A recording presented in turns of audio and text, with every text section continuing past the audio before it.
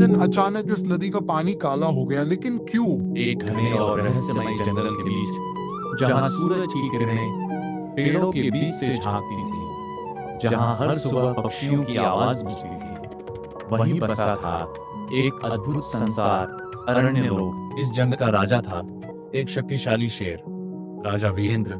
उसकी दहाड़ से पूरा जंगल कांप उठता था, लेकिन उसके दिल में दया और न्याय था।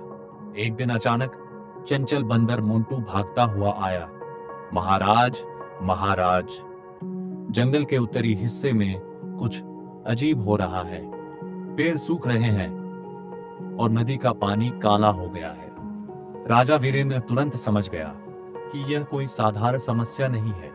उसने अपने भरोसेमंद साथियों को बुलाया, बुद्धिमान हाथी गजपति और तेज हिरणी चांदी। तीनों जब उत्तरी जंगल पहुंचे तो उनके सामने एक डरावना दृश्य था। नीलगंगा नदी, जिसका पानी हमेशा साफ रहता था, आज पूरी तरह काला हो चुका था। तभी एक धीमी आवाज आई, यह सब काला नाग की वजह से हो रहा है। यह आवाज थी कच्छू बाबा की, जंगल के सबसे पुराने और समझदार जीव। काला नाग एक भयानक और विशाल सांप जो जंगल के बाहर से आया था।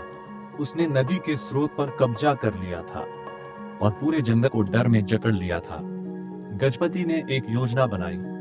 हम सीधे हमला नहीं करेंगे, पहले उसकी कमजोरी ढूंढेंगे। मोंटू और चांदनी चुपचाप जंगल में घुस गए। उन्होंने देखा कि काला नाग दिन में ताकतवर होता है, लेकिन रात में कमजोर। ये जानकर पूरा जंगल एकजुट हो गया। हर जानवर अपनी पूरी ताकत के साथ तैयार था। रात होते ही युद्ध शुरू हो गया। मोंटू पेड़ों से पत्थर फेंक रहा था, चांदनी तेजी से नाग का ध्यान भटका रही थी और गजपति अपनी पूरी ताकत से आगे बढ़ रहा था।